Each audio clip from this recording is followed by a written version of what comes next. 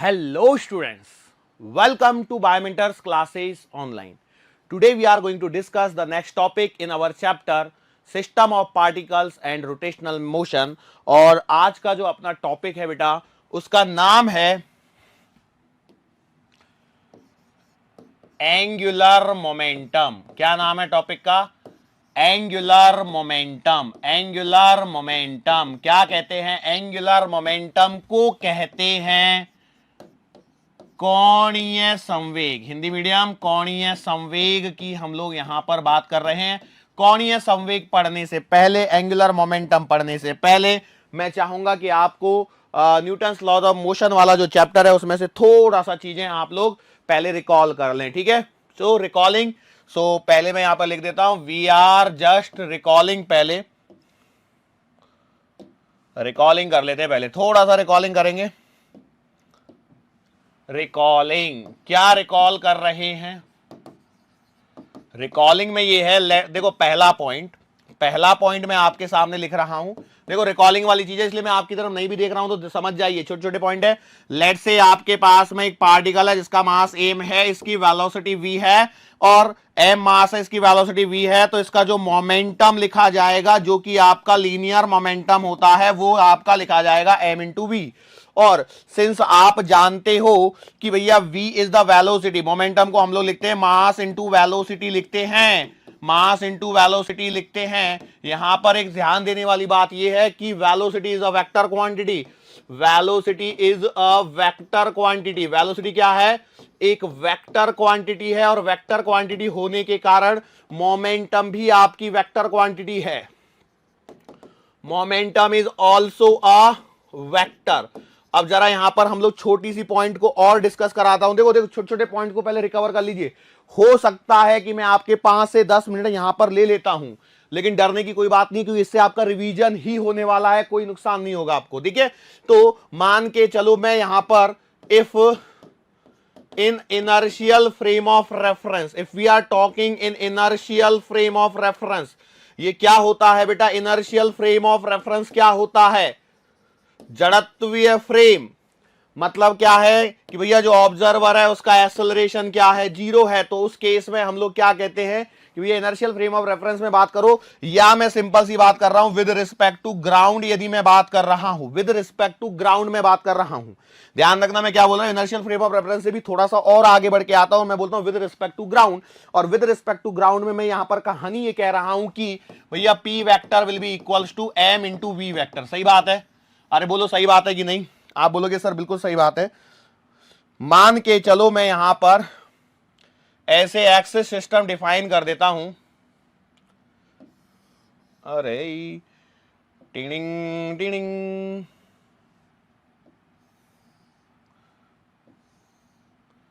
ठीक है, ये भैया आपकी एक्सिस सिस्टम डिफाइन कर दी मैंने. थोड़ी सी टेढ़ी लग रही होगी, अब कर लेते, थोड़ा सा सीधा करने का प्रयास करते हैं. मान के चलो यहां पर इसका नाम एक्स एक्सिस है, ये आपकी वाई एक्सिस है, ये आपकी जेड एक्सिस है और यहां पर एक पार्टिकल है. ठीक है, यहां पर एक पार्टिकल है, इसका मास m है और इसकी वेलोसिटी v वेक्टर है. तो बेटा ये जो यहां पर आप खड़े होके देख रहे हो, यहां पर यदि आप खड़े हो तो आपके लिए इसका मोमेंटम आएगा p वेक्टर बराबर का mv वेक्टर. क्या ये बात सही है? बोलो. मैं ग्राउंड फ्रेम ऑफ रेफरेंस में बात कर रहा हूं इसलिए इतनी देर से मैं पहले से बताते हुए चल रहा हूं कि I am talking in ground frame of reference. मान के चलो मैं यहां पर खड़ा हो जाता हूं और यहां से इसको ऑब्जर्व करता हूं, तो इस केस में भी क्या इसका linear momentum m into we vector ही आएगा. बोलो आएगा या नहीं आएगा? तो आप बोलोगे सर ये वाली बात तो बिल्कुल सिंपल है. बेसिकली हम लोग क्या कह रहे हैं कि यदि कोई पार्टिकल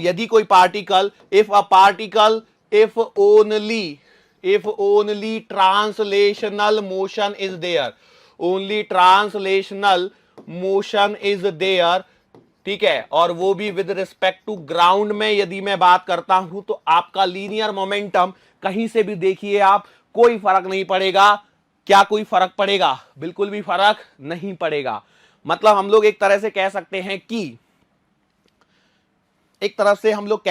कि linear momentum is an intrinsic property. If a particle is having some velocity, then definitely there will be some momentum. Unless and until the velocity is zero, unless and until the velocity is zero, and if we are not changing the ground, if we are not changing the frame of reference till the time, there will be some linear momentum associated with the particle, and if this linear momentum changes with respect to time, then we talk about the force. Overall हम लोगों ने पहले momentum conservation नाम का एक principal भी पढ़ा हुआ है, यदि आप लोगों को याद हो तो, लेकिन हम लोग उस कहानी को यहां पर क्यों रिपीट करवा रहे हैं, तो मैं बताने की कोशिश कर रहा हूं, यदि एक पार्टिकल के लिए कहानी चलती है तो बिल्कुल इस प्रकार से चलती है, लेकिन मान के चलो यदि मैं इसी कहानी को एक बॉडी के लिए बात करता हूं, फॉर अ बॉडी, एक बॉडी के लिए बात करता हूं, तो बॉडी के लिए क्या लिखोगे, जैसे मान के चलो ये आपके पास में एक m मास की बॉडी है, और इस बॉडी के अंदर में जो एक सेंटर ऑफ मास का कंपोनेंट आएगा, तो velocity of centre of mass, यदि मेरे पास में v वेक्टर है तो उस केस में बेटा मोमेंटम लिखा जाएगा m into velocity of centre of mass. ये फर्क पड़ रहा है बात समझ में आ रही है। तो किसी बॉडी के लिए यदि कोई रिजिड बॉडी आ जाती है तो उस केस में हम लोग अपने इस एम वी वेक्टर को एम वीसीएम वेक्टर के अंदर में कन्वर्ट कर लेते हैं और इस प्रकार से लिखना चालू कर देते हैं। तो ये आपका अभी भी लीनियर मोमेंटम है, लेकिन ये बॉडी का है, और ये वाला भी लीनियर मोमेंटम है, ये पार्टिकल का है।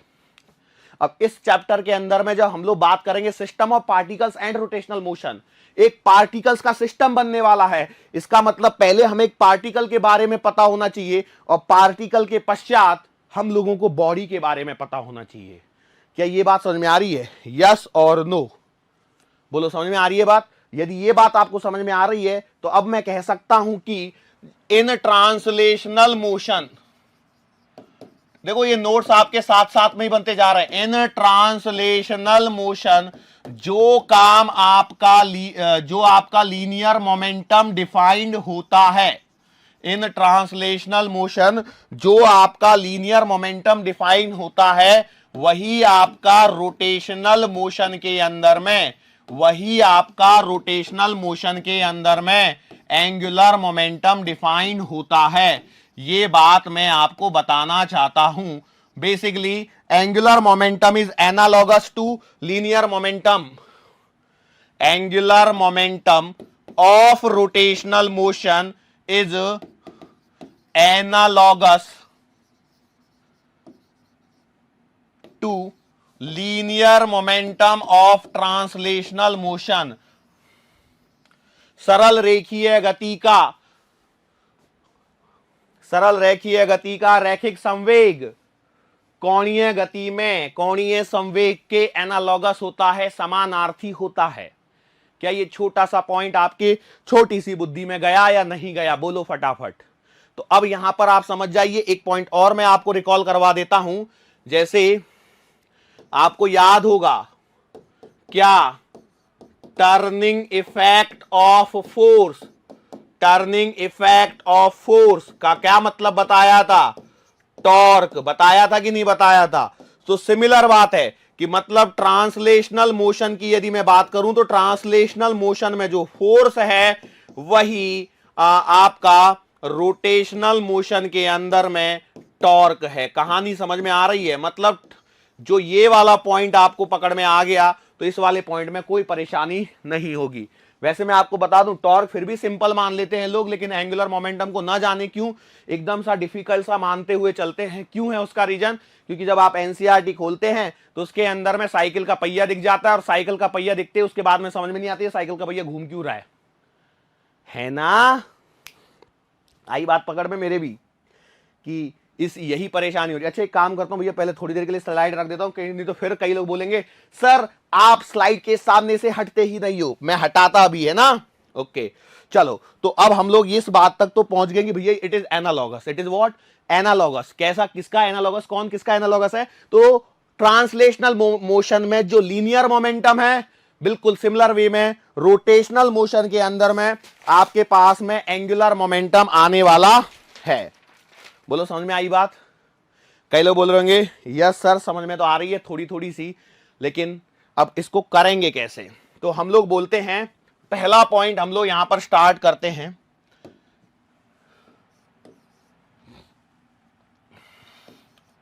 एंगुलर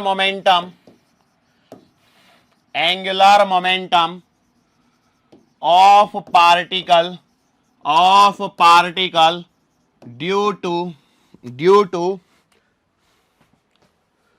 क्या है ना, थोड़ा देख के चलना पड़ता है, पता लगा कहीं इधर उधर टकरा गया तो।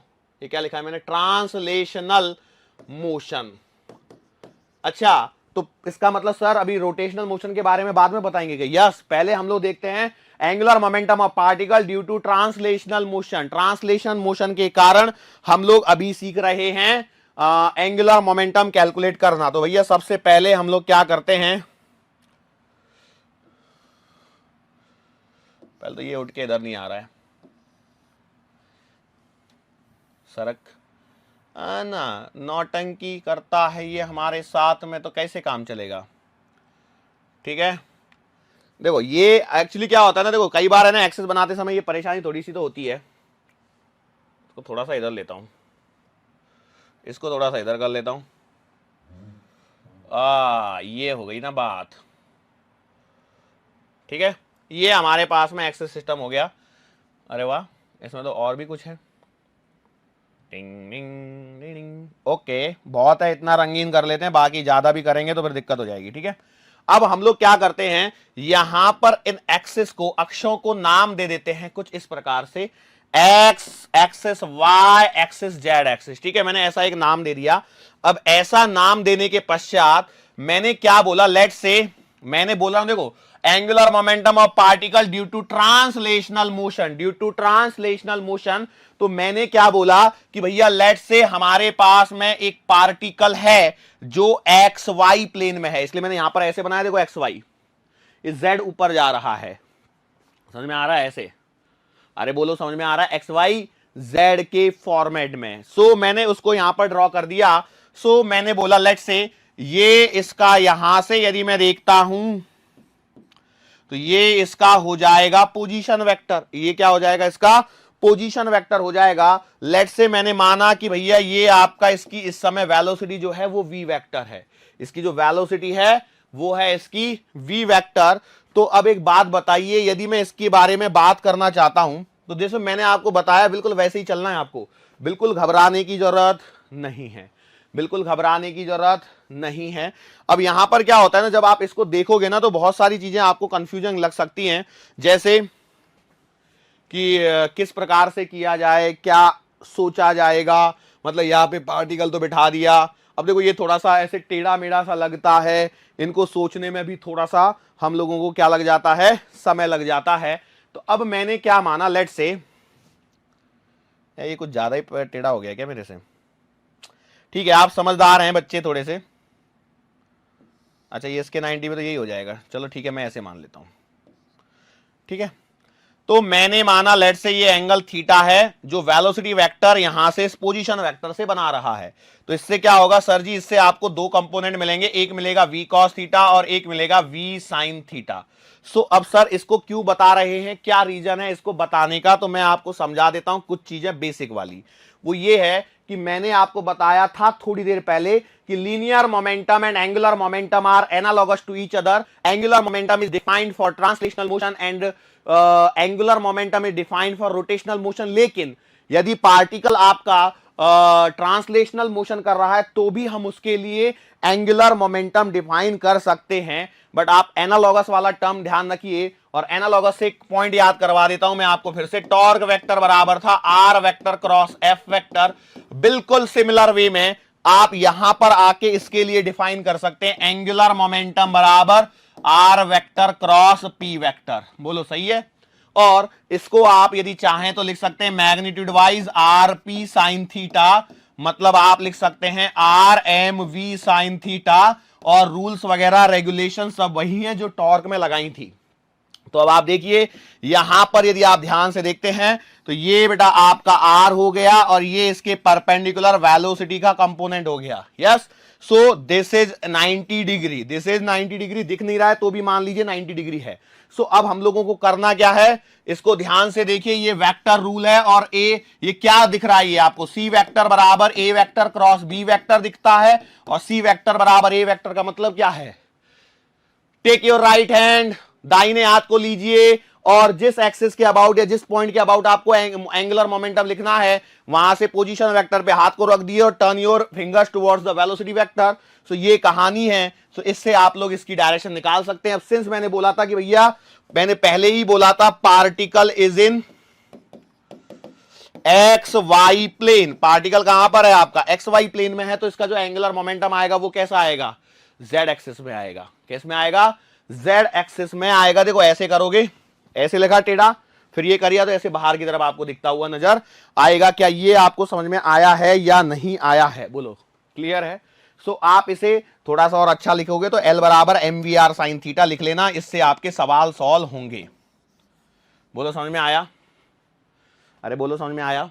ध्यान क्या रखना है, वेलोसिटी का जो वेक्टर का है उसके उस पे आपको परपेंडिकुलर रखना है, या वेलोसिटी का वो कंपोनेंट कंसीडर करना है जिसके लिए आप परपेंडिकुलर लिख सको पोजीशन वेक्टर का। ठीक है, are you getting my point, बोलो समझ में आ रहा है या नहीं आ रहा है। Is it clear to you. मैं उम्मीद करता हूं ये तो सिंपल वाली चीजें थी, हम थोड़ा सा और आगे कॉम्प्लिकेटेड साइड में बढ़ते हैं। देखो कॉम्प्लिकेटेड साइड में बढ़ेंगे तो हमारे पास में है अगला point, angular momentum of a body, angular momentum of a body due to rotation, due to rotation. इसमें भी हम लोग एक सिंपल सा केस करेंगे। एम का मतलब क्या है, angular momentum. I am talking about angular momentum, इतना ध्यान रखना है। सो भैया बिल्कुल वही कहानी, एकदम सिंपल सी कहानी को हम लोग यहां पर लेके आते हैं, और सिंपल सी कहानी को हम लोग यदि यहां पर लेके आते हैं तो यहां पर मैं क्या बोलता हूं, लेट्स से आपके पास में एक पार्टिकल है जो इसी प्लेन में है। सिंपल कर लेता हूं कहानी को। अब देखो रोटेशन है, इसका मतलब यहां पर कहीं ना कहीं एंगुलर वेलोसिटी आएगी। तो मैंने बोला लेट्स से एक पार्टिकल है जो आपका इस सेंटर के अबाउट में देख रहा हूं, ये आर रेडियस है, किसी समय यहां पर पार्टिकल आपकी वेलोसिटी है वी वेक्टर। ठीक है, बोलो तो इसके लिए यदि मैं यहां पर इसकी एंगुलर वेलोसिटी की चर्चा करना चाहता हूं तो एंगुलर वेलोसिटी कैसे लिखी जाएगी, बोलो बेटा। तो ये आएगी v बराबर ओमेगा आर, तो ओमेगा बराबर आएगा v बाई आर।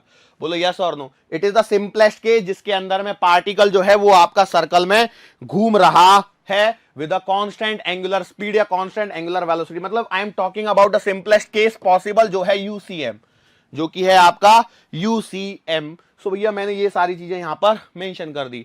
अब मैंने देखो आपको अभी थोड़ी देर पहले बताया था कि एल का फॉर्मूला मैंने ट्रांसलेशनल मोशन से सीखा था, तो यार mvr साइन थीटा आया था। बोलो आया था कि नहीं आया था, तो आपने बोला सर बिल्कुल सही है। अब जरा यहां पर देखो, यदि मैं इस पॉइंट के अबाउट बात करता हूं, इस पॉइंट के अबाउट में बात करता हूं, तो ये आपका पोजीशन वेक्टर हो जाएगा, ये आपका वेलोसिटी वेक्टर हो जाएगा, दोनों के बीच का एंगल 90 डिग्री, तो L बराबर आ जाएगा mvr। तो आप दिमाग में बिठा लीजिए यूसीएम के अंदर में एंगुलर मोमेंटम mvr आ रहा है, यूसीएम के अंदर में एंगुलर मोमेंटम क्या आ रहा है, mvr आ रहा है।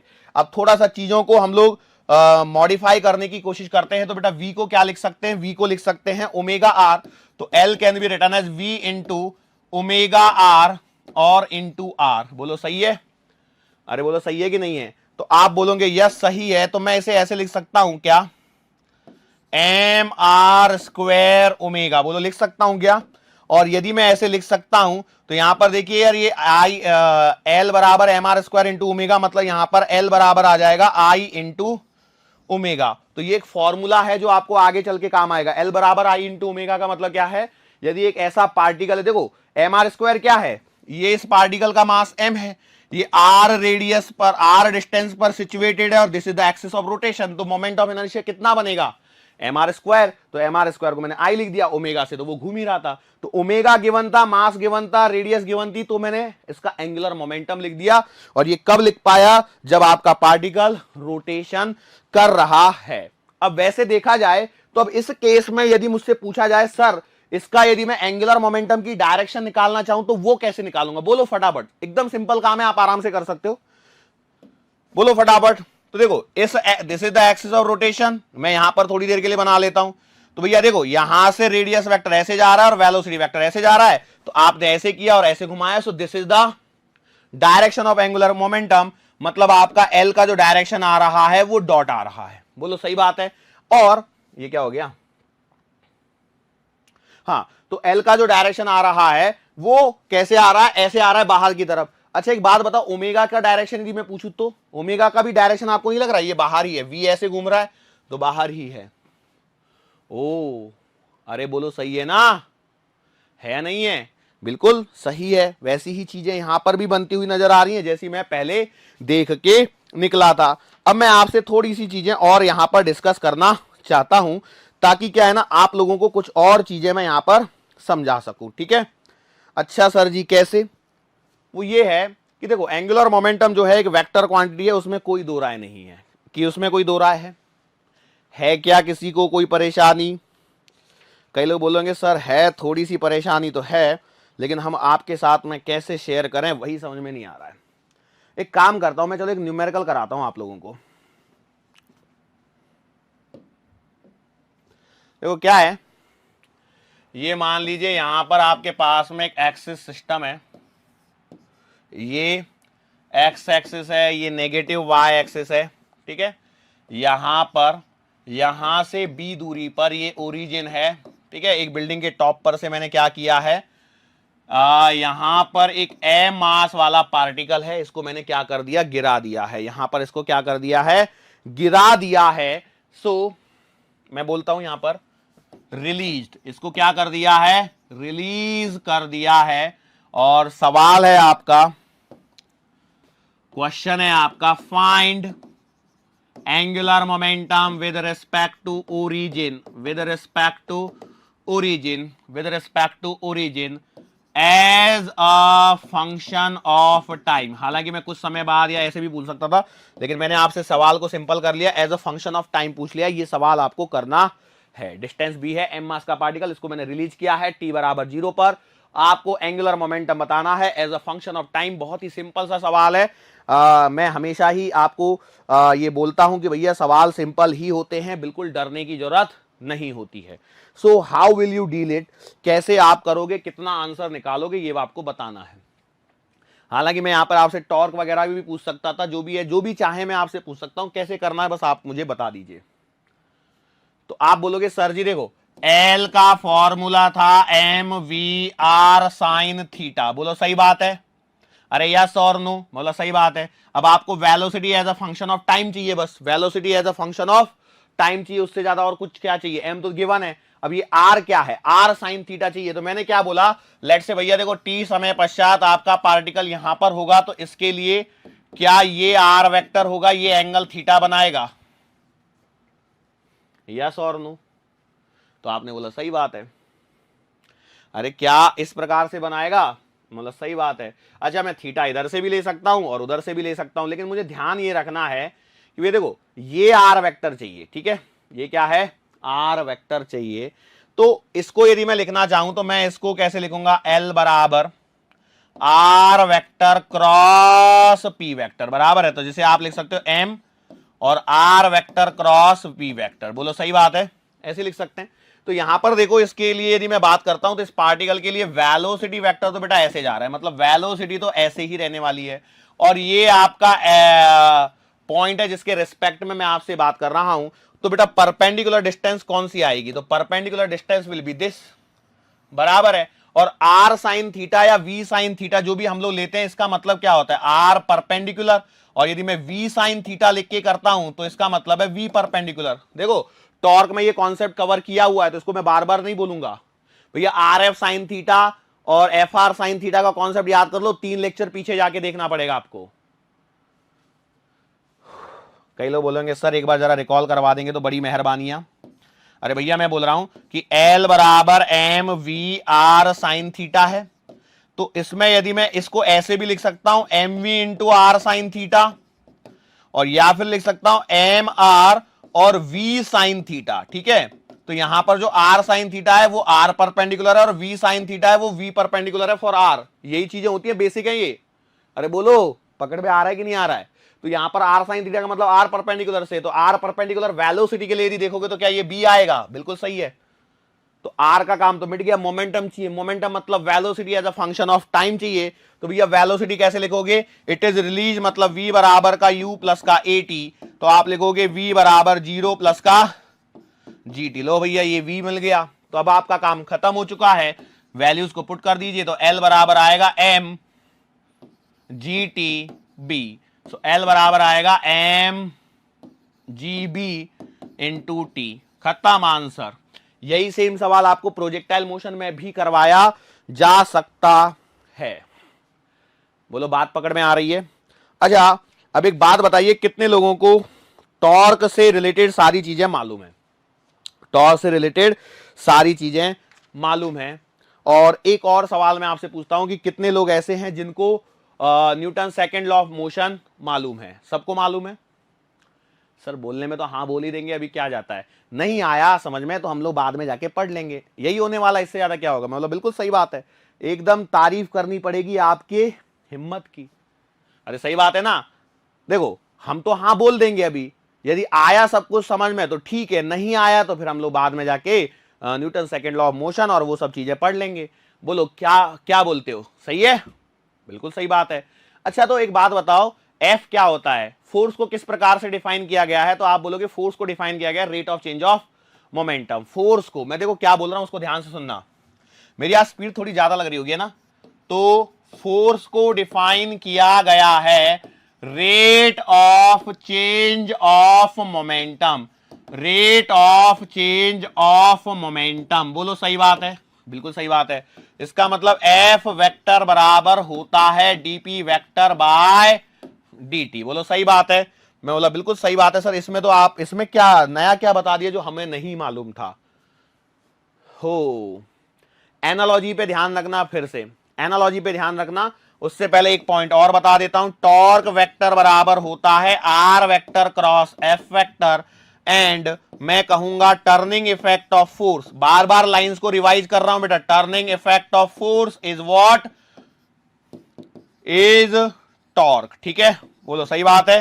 बोलो सही बात है सर। क्यों बता रहे हो बार बार? कुछ तो नया बताने वाले हो क्या आज जो आप बार बार रिवाइज करवा रहे हो? सुनिए अब यहां पर ध्यान से सुनिए, मैं क्या बोलता हूं। मान के चलो आपके पास में एक सिस्टम की हम लोग बात करते हैं, लेट्स से आपके पास में एक पार्टिकल है, यहां हमने एक एक्सिस कंसीडर कर लिया और यहां पर एक पार्टिकल है, इस पार्टिकल का मास है m। ठीक है, मैंने क्या बोला, ये एक एक्सिस मैंने कंसीडर कर ली है और इस एक्सिस से या इससे यहां पर r दूरी पर, कितनी दूरी पर बेटा? r दूरी पर एक पार्टिकल है जिसका मास m है। ठीक है, अच्छा एक तरह से ऐसे मान लीजिए साइकिल का पहिया मैं बना देता हूं। यहां पे है क्या साइकिल का पहिया मेरे पास?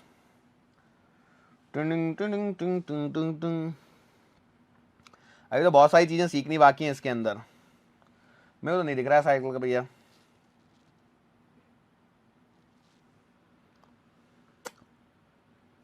पंखा तो घूमता है, ये घूमता भी है क्या?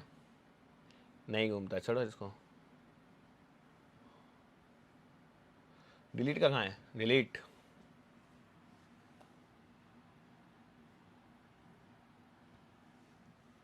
ये घूमता है क्या कुछ? ये पूरा तो घूम रहा है, ये क्यों दिया बीच में? ये गोला क्यों दिया भैया? ये छोटा बड़ा हो सकता है बस, और कुछ नहीं है इसमें फंक्शनैलिटी।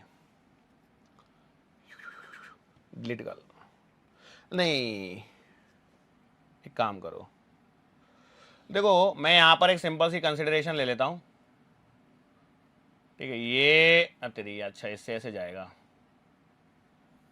ठीक है, एकदम सिंपल सी कंसिडरेशन ले रहा हूं। ये सर्कल दिख रहा है ना वैसे आपको, ये निशान बना दिया, कोई दिक्कत नहीं है। ठीक है, अब मैंने क्या बोला यहां पर जरा ध्यान से देते हैं, ये यहां पर आपका सेंटर है। ठीक है, यहां से यहां पर एक पार्टिकल कंसीडर कर लिया जिसका मास m है। ठीक है, बात को समझिए, मैंने 2 मिनट खराब कर दिया आपके, सॉरी फॉर दैट। मैंने बोला ये रेडियस r है, अब मैंने इस सर्कल के ऊपर मैंने एक पार्टिकल कंसीडर कर लिया, इस पे मैंने एक फोर्स लगा दिया and this force is applied tangentially, this force is applied tangentially. तो एक बात बताइए क्या होगा? क्या मैंने टॉर्क अप्लाई किया है? यदि it is constrained to this, if it this particle is constrained to this, then definitely there is a torque. Sir कैसे, मतलब समझ में नहीं आई बात, आपकी बात हमें समझ में नहीं आई, तो इसको हम लोगों को थोड़ा सा और एग्जाम्पल के मोड में जाना पड़ेगा। और यहाँ पे इतनी सारी चीजें अभी एक्चुअली क्या ना मेरे को दिख नहीं रही हैं, समझ में थोड़ी सी आएंगी धीरे धीरे धीरे धीरे। बॉल बियरिंग वगैरह कुछ लगती है? ये क्या है रे? कुछ नहीं, मतलब का नहीं है तो हटाओ इसको।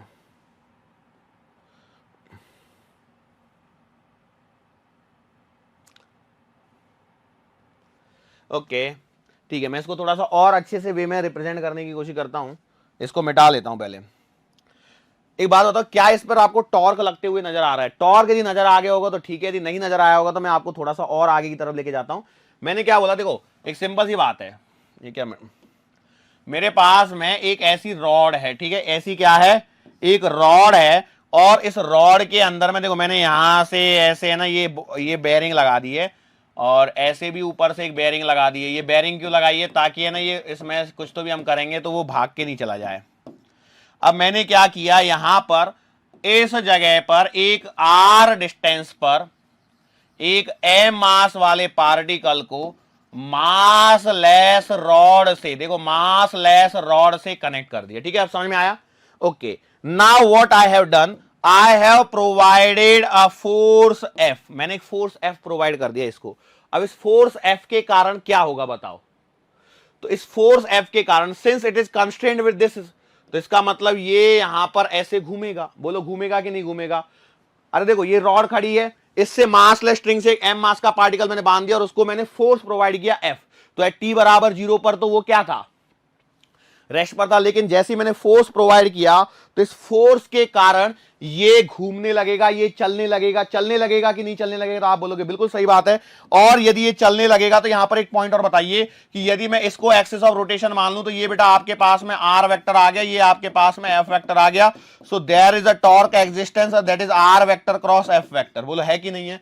और यदि मैं आपसे इसका टॉर्क पूछूं तो देखो ये ऐसे है और ये ऐसे, तो यदि मान के चलो मैंने ऐसे घुमाया तो ऐसे टॉर्क आएगा, और यदि ऐसे फोर्स लगाया होगा तो ऐसे टॉर्क आएगा। आएगा कि नहीं आएगा? और यदि मैं इस रॉड को ऐसे कर लूं और ऐसे घुमाऊं तो टॉर्क ऐसे आएगा। बोलो आएगा या नहीं आएगा? बिल्कुल सही बात है, आएगा या नहीं आएगा? यस आएगा। अब यहां पर एक छोटी सी चीज को और देखिए, पहले ये पार्टिकल रेस्ट पर था और इसके बाद में जब ये चलने लगेगा, सो इफ पार्टिकल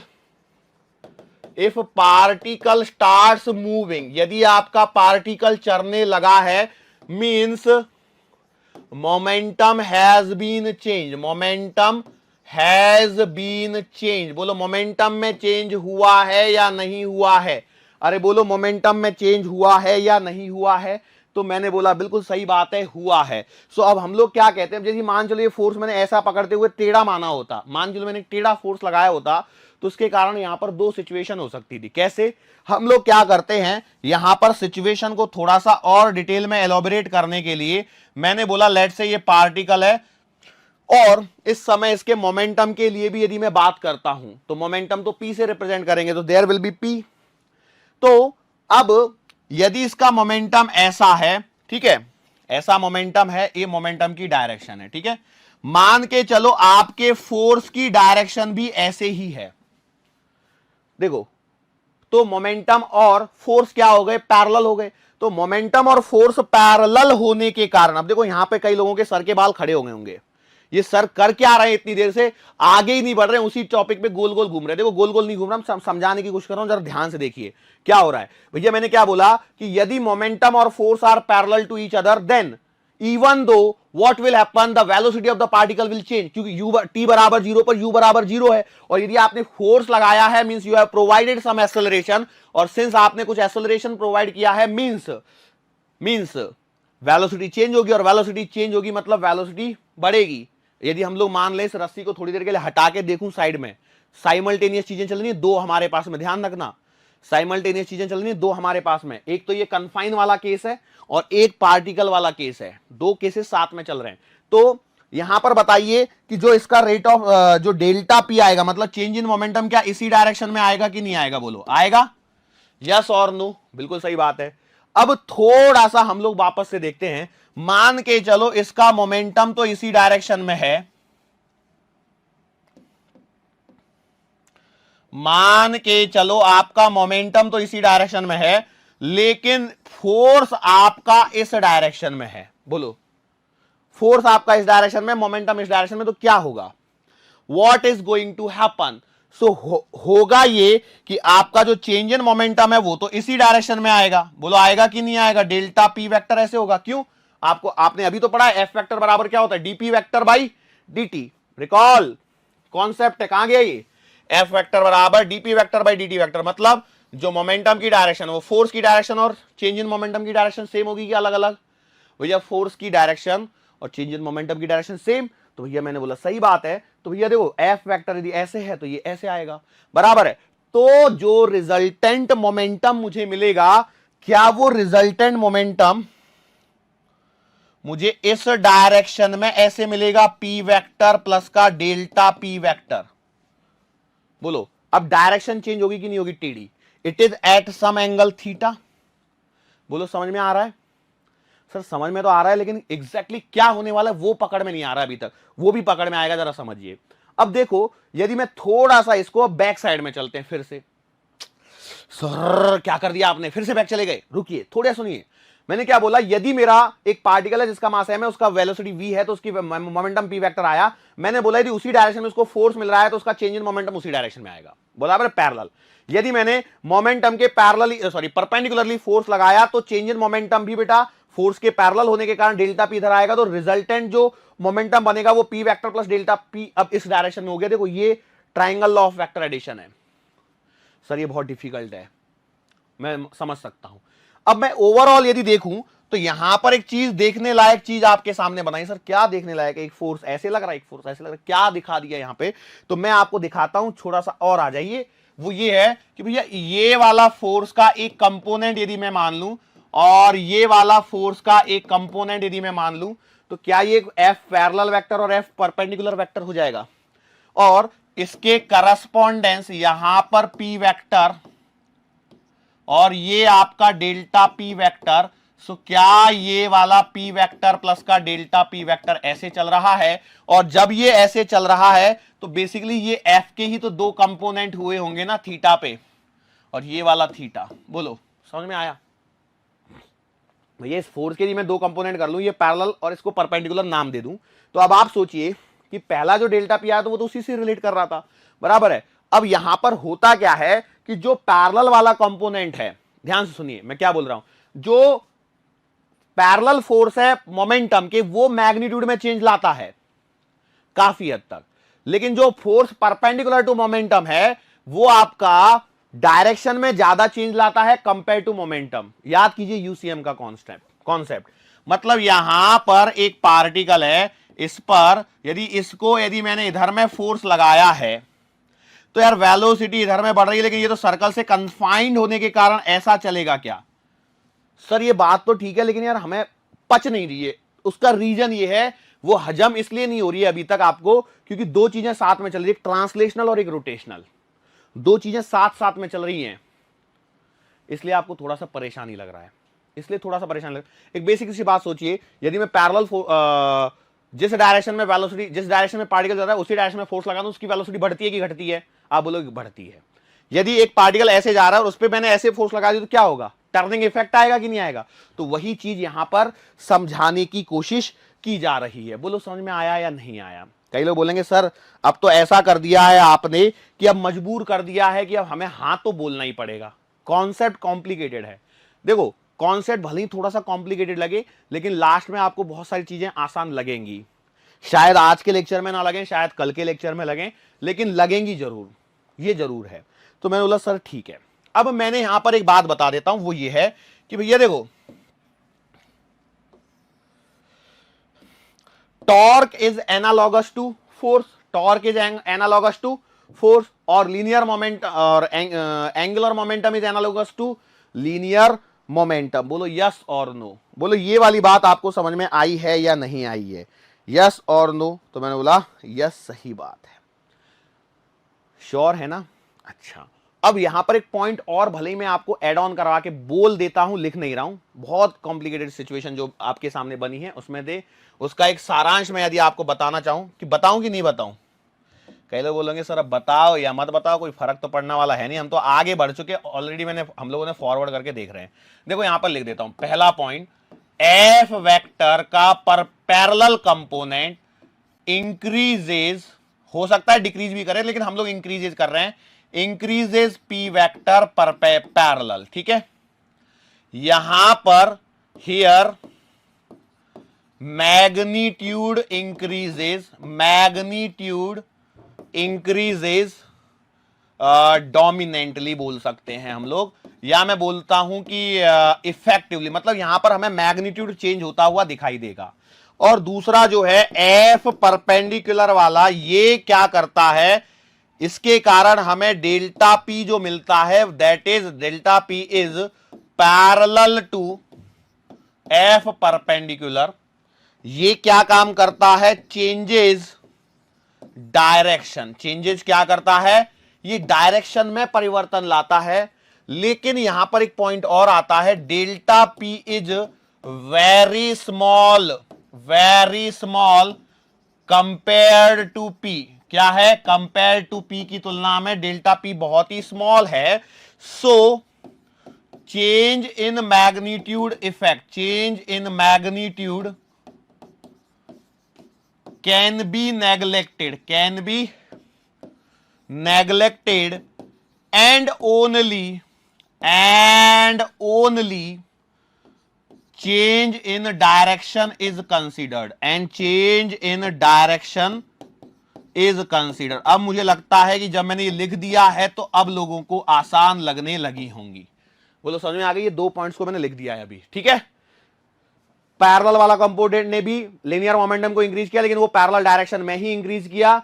सो इसका मतलब कि भैया यहां पर मैग्नीट्यूड डोमिनेंटली इंक्रीज होता है, लेकिन जो परपेंडिकुलर वाला कंपोनेंट है फोर्स का, वो क्या करता है, उसके कारण जो चेंज इन मोमेंटम आता है that is parallel to F perpendicular. F perpendicular वाला जो फोर्स है, मतलब फोर्स के पैरेलल होता है, जिस डायरेक्शन में फोर्स है उसी डायरेक्शन में करता है। तो यहां पर क्या होता है कि डायरेक्ट इसके कारण डायरेक्शन में परिवर्तन होता है, और डायरेक्शन में जो परिवर्तन है तो इसके कारण मोमेंटम तो चेंज हुआ है, लेकिन डेल्टा पी जो है वो पी के तुलना में बहुत स्मॉल होने के कारण हम लोग उसके मैग्नीट्यूड के चेंज को नेग्लेक्ट कर सकते हैं और सिर्फ डायरेक्शन के चेंज को कंसीडर कर सकते हैं। इसके कारण ये कंबाइन ये आ जाता है, ठीक है।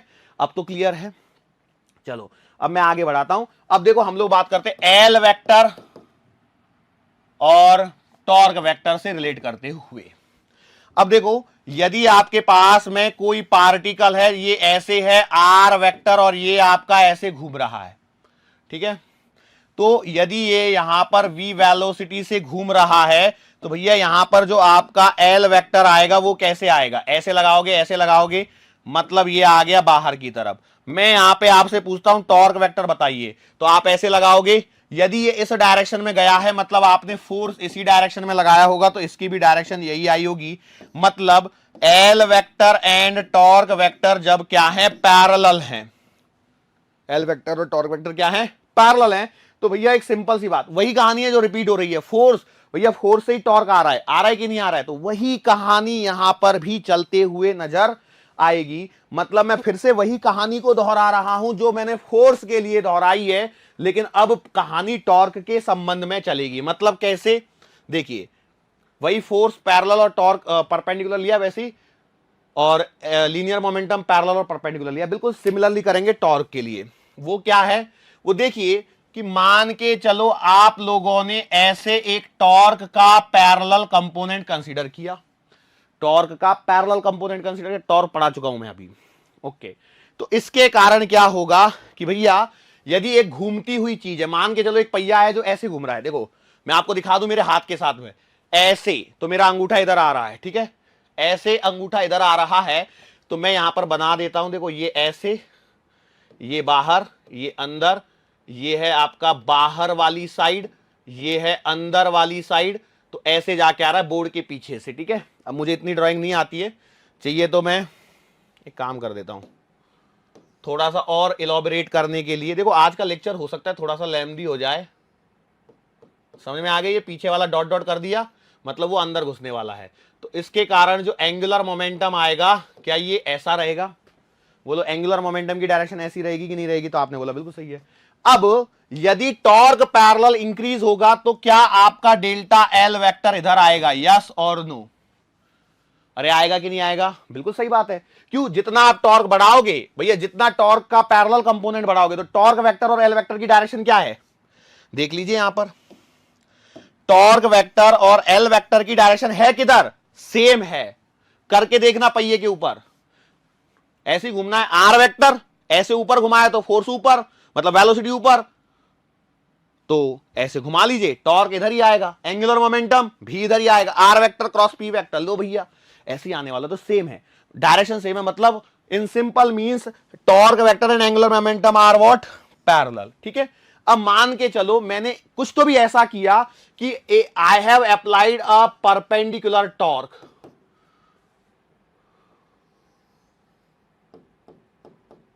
ये ऐसे और ये ऐसे घूम रहा था, तो बेटा ये इसका एंगुलर मोमेंटम एल ऐसे ही था। ठीक है, यहां तक की कहानी, कोई दिक्कत? अब मैंने क्या बोला कि भैया यदि मैंने ऐसा एक सॉरी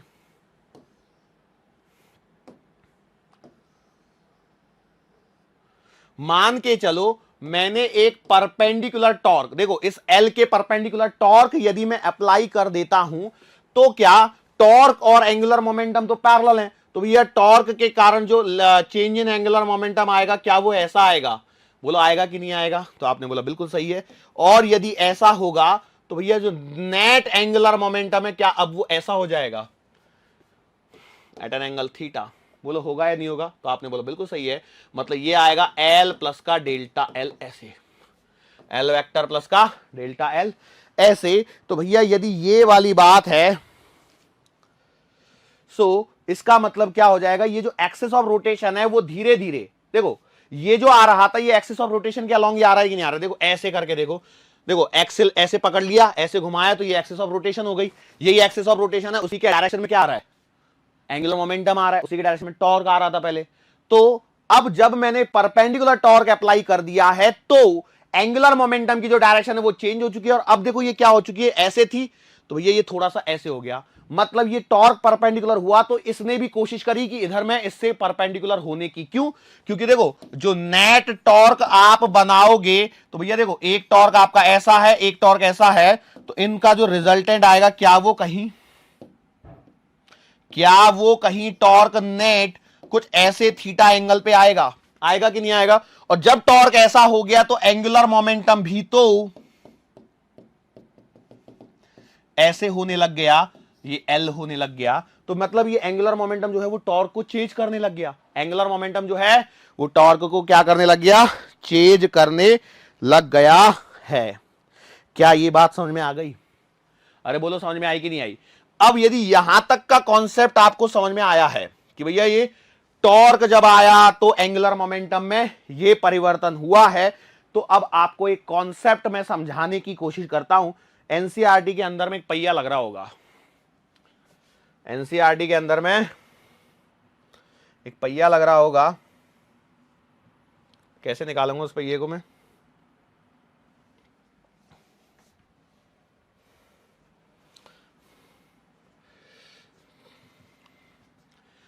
इसको जरा ध्यान से देखिए, ये वो एक पहिया है, अरे बड़ी जल्दी गिर गया यार ये तो, रुक जा। हाँ भैया देखो, थोड़ा स्लो चल भाई, ये पहिया लटका रखा है, देखो रस्सी के कटने से पहले थोड़ा सा पीछे जाता हूं मैं, अरे बाप रे थोड़ा फास्ट ही हो गया लगता है मेरे को। देखो ये पहिया लटक रहा है, इसकी नीचे शैडो बन रही है, लाइट वाइट लग रही है, टेंशन मत लो। अब देखो इस केस में यदि मैं बात करता हूं, यहां पे लिख सकता हूं, लिख सकता ड्रॉ, वाओ ये कहां चला गया तब तक? ओके ड्रॉ करना है तो मेरे को ऐसे ड्रॉ करना पड़ेगा, ओ वाओ। लो भैया देखो इसका ये, अच्छा आराम आराम से करना रहेगा बेटा, ये आपका इसका मास रहेगा mg, अच्छा इससे नीचे नहीं जा सकते, इस स्ट्रिंग में टेंशन T1, इस स्ट्रिंग में टेंशन T2, ऐसे मान लीजिए। अब देखो यदि ये लटका हुआ है तो इसका मतलब ये क्या है? इक्विलिब्रियम की स्टेट में, और इक्विलिब्रियम क्या बोलती है? इक्विलिब्रियम की स्टेट बोलती है भैया हॉरिजॉन्टल डायरेक्शन में नेट फोर्स लगा लो, वर्टिकल डायरेक्शन में नेट फोर्स लगा लो, दोनों का sorry upward forces equal to downward forces, left side forces equal to right side forces, और torque about vertical axis equals to zero. तो अब बोलो यहां पर क्या हो जाएगा भैया? नेट फोर्स जीरो हो जाएगा, यस और नो? ये यहां पर इस एक्सिस से बंधे हुए दिख रहे होंगे आप लोगों को, तो बेटा इसका जो टॉर्क आएगा, नेट टॉर्क क्या आएगा भैया? इसी से पास कर रहे हैं, सबके सब कर रहे हैं कि नहीं कर रहे? तो ये टॉर्क तो यहां पर जीरो हो जाएगा। ठीक है, अब मैंने इसको मिटाना है तो इससे मिटेगा ना, अरे वाह मिट गया, चलो ठीक है मिट गया, ओके। अब मैं इसको जरा ये देखता हूं, ठीक है, तो क्या हो रहा है यहां पे? अरे तेरी, हाँ ओ देखो, आपके देखने से पहले रस्सी है ना गिर के हो गई, देखो ध्यान से देखो, देखो जब तक ये रस्सी पे बंधा हुआ था तब तक कोई परेशानी नहीं थी। अब क्या हुआ, जैसे ही रस्सी यहां से हटाई गई यहां से, तो फटाफट देखने से पहले, अरे यार पूरा भाग जाता है, ये क्या चक्कर है। चलो इस पे देखते हैं। अब मुझे ही पता नहीं हुआ क्या, दो दो दो खुल गए एक साथ में। तो देखे जैसे ही रस्सी हटेगी तो भैया देखो क्या हुआ, यहां पर ये गिरने लग गया। गिरने लग गया, क्यों गिरने लग गया? देखो पहले जब बैलेंसिंग सिचुएशन थी तो बेटा इसमें T1 इसमें T2 और नीचे mg, तो T1 प्लस का T2 बराबर mg था। T1 प्लस का T2 बराबर क्या था? mg था। लेकिन जैसे ही ये स्ट्रिंग यहां से हटी तो बेटा T1 बराबर mg होना चाहिए था। लेकिन क्या ऐसा हो पाएगा? नहीं हो पाएगा, क्योंकि एज पर द सिचुएशन हमारे पास में T1 प्लस का T2 बराबर mg था। लेकिन अब यदि आप देखोगे तो अब आप बोलोगे सर रस्सी हट गई तो T1 should be equal to T2। अरे बोलो T1 should be equal to T2, yes और नो? तो अब जरा यहां पर थोड़ी सी अपनी प्रेजेंस ऑफ माइंड को लगाना। तो देखो इस रस्सी का स्ट्रिंग टेंशन T1 और ये नीचे mg वेट लग रहा था। बोलो लग रहा था, नहीं लग रहा था? एक फोर्स ऐसे, एक फोर्स ऐसे, एक फोर्स ऐसे, एक फोर्स ऐसे। सो क्या होगा? रोटेशन। कैसे होगा रोटेशन? देखो कैसे होगा, क्या होगा रोटेशन? रोटेशन कैसे होगा? ये वाला जो mg है वो इसे इधर घुमाने की कोशिश करेगा, ये वाला इधर घुमाने की कोशिश करेगा।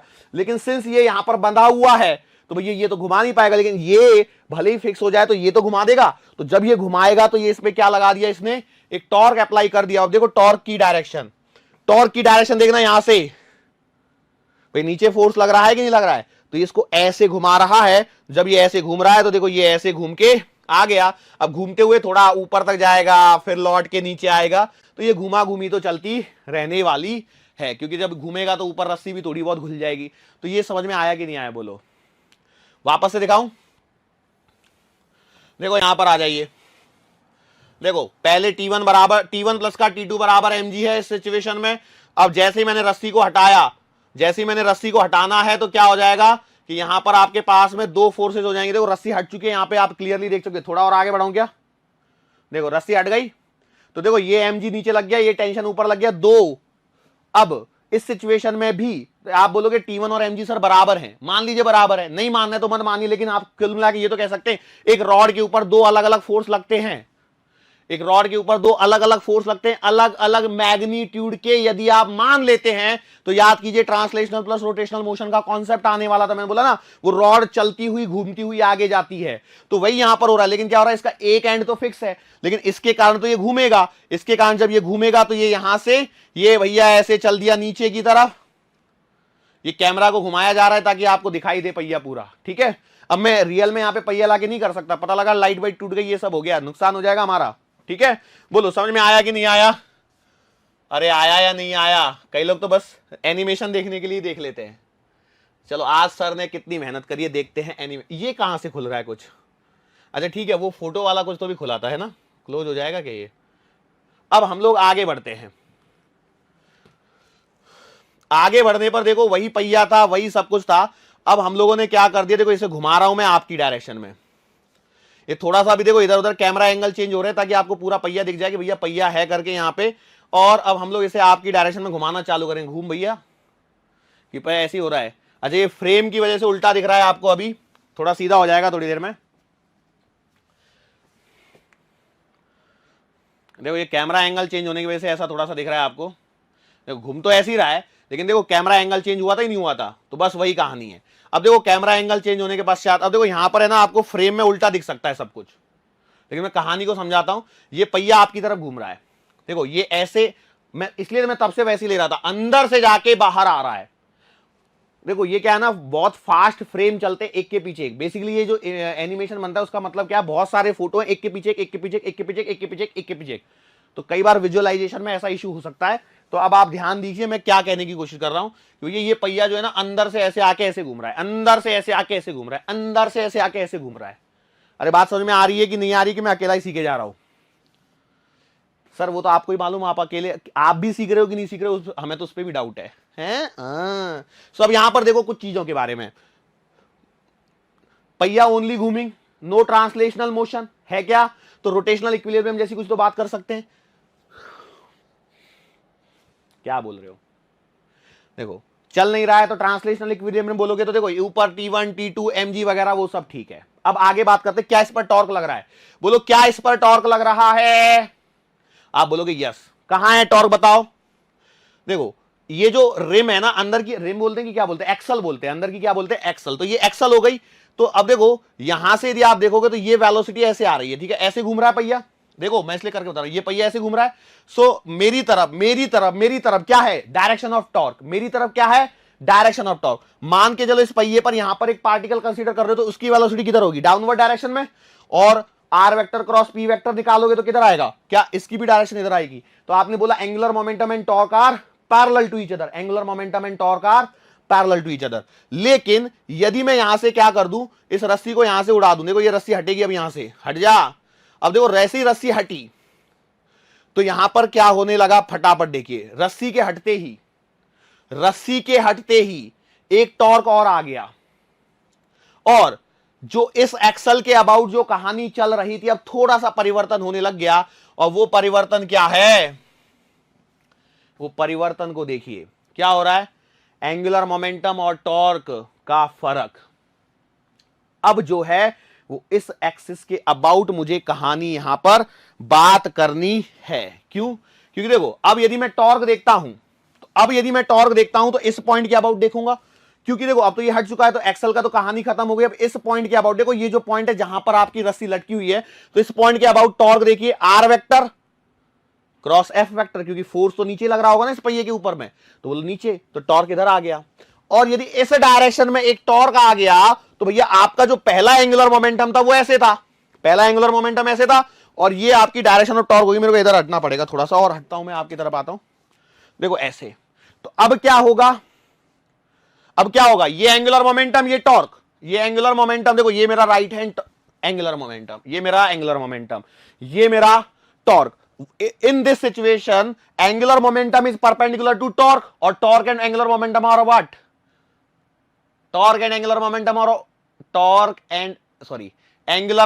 and torque are perpendicular to each other. अब ऐसा होने के कारण इस एंगुलर मोमेंटम में जो चेंज आएगा वो क्या इस डायरेक्शन में आएगा। देखो मैं हाथ को यहां से मोड़ के बताता हूं, ये डेल्टा क्या आ गया, डेल्टा एल आ गया। देखो मेरा हाथ घुमा दिया मैंने, ऐसे दिख रहा है कि नहीं दिख रहा है, मैं आपको ऐसे कर दूं, पूरा घूम गया, देखिए समझ में आइए, मैं ऐसे करके दिखा रहा हूं। यार कहां चला गया, मैं फ्रेम के बाहर चला गया शायद से, यार मैं इतना बड़ा हो गया हूं, फ्रेम में ही नहीं मारा, ठीक है, पीछे टच नहीं हो जाऊं। लो भैया ठीक है, ध्यान से देखिए, ये वाला मेरा राइट हैंड किसके लिए था, एंगुलर मोमेंटम के लिए था, जो पहले ऐसे था, और ये वाला हाथ मेरा टॉर्क के लिए था। मैंने कहानी की शुरुआत कैसे करी, देखो R vector cross F vector, ये टॉर्क लग रहा है, और पहले जो एंगुलर मोमेंटम था वो ऐसे था इस रिम के अबाउट, और पहले एक टॉर्क इसके अबाउट पहले ही चल रहा था, वो टॉर्क वो था, वो कहीं गया नहीं है।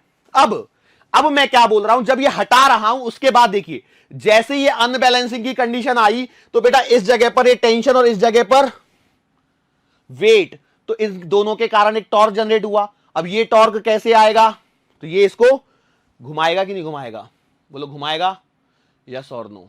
आपने बोला बिल्कुल सही है। कैसे घुमाएगा, तो इस पॉइंट के अबाउट टॉर्क लिखोगे तो इसको तो हटा दीजिए, इसका तो टॉर्क जीरो, तो बेटा यहां से आर वेक्टर नीचे एफ वेक्टर, सॉरी डब्ल्यू बराबर है ना, तो ये इधर टॉर्क आ गया। तो अब मैं बोल रहा हूं ये जो टॉर्क आया है उसको मैं इस हैंड से रिप्रेजेंट कर रहा हूं इस समय, ठीक है, और पहले से आपका एंगुलर मोमेंटम इधर था, तो इस वाली केस में इस टॉर्क के कारण आपका डेल्टा पी इधर बनेगा। देखो ये हाथ को मैंने ऐसे कर लिया, ठीक है, अब मैं इसको ऐसे घूम जाता हूं थोड़ा सा ताकि आप देख पाए। तो अब देखिए ये वाला के कारण ये मेरा देखो यहां से लेकर के ये एल, ये डेल्टा एल, तो मेरा जो रिजल्टेंट एंगुलर मोमेंटम है क्या वो टेढ़ा हो गया। अब देखो ये जो एंगुलर मोमेंटम है it is trying to catch the torque, it is trying to catch the torque, तो इसको कैच करने के लिए बेटा ये क्या होगा, ये ऐसे घूमेगा। देखिए मैं घुमा के भी दिखाया था आपको, ऐसे घूमेगा कि नहीं घूमेगा, ये घूम गया। बोलो समझ में आया। आपके एनसीईआरटी में ब्लू कलर के उसमें लिखा हुआ एक साइड में ये सब बोला है गेट द डायरेक्शन योरसेल्फ।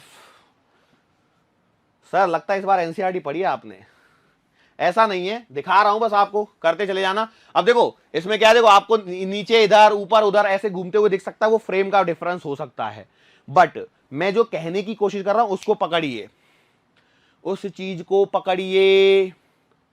वापस से एक बार दिखा दूं क्या, अब ये घूमते घूमते रुकेगा, देखो ये ऐसे ही घूम रहा है, ठीक है, ऐसे ही घूम रहा है, बोलो एक बार फिर से दिखा देता हूं एनिमेशन को। कई लोग तो वही देखने के लिए आते हैं, लो भैया आपके सामने से हट गया हूं मैं, भैया चालू हुआ कि नहीं हुआ घूमना? अरे घूमना ही चालू नहीं हुआ।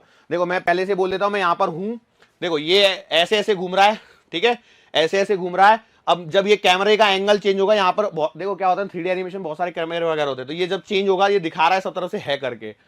सो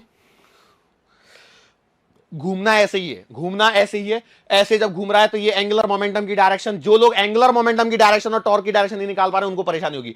अब देखो भले यहां पे पहिया आपको उल्टा घूमता हुआ दिखाई दे रहा हो सकता है, क्योंकि कैमरे के एंगल से फर्क पड़ता है। क्यों? किसी के लिए देखो ऐसे होता है ना, आउटसाइड और इनसाइड वाला मैंने फर्क आपको समझाया हुआ है।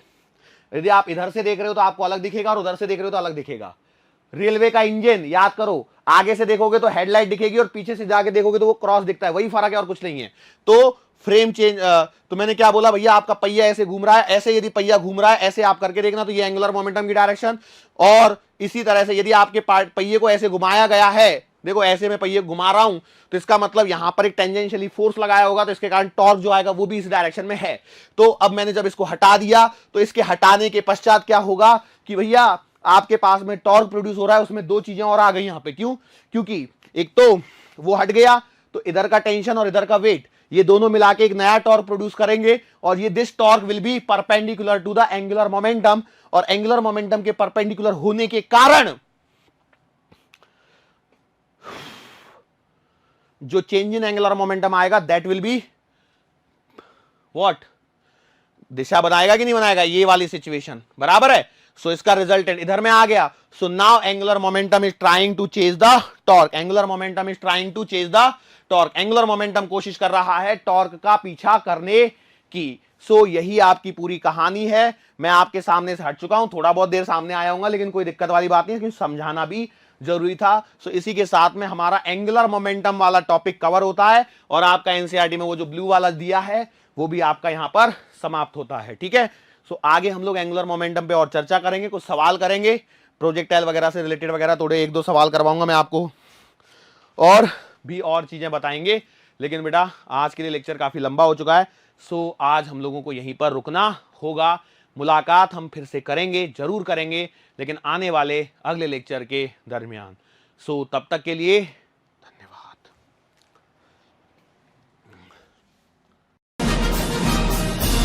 Hi.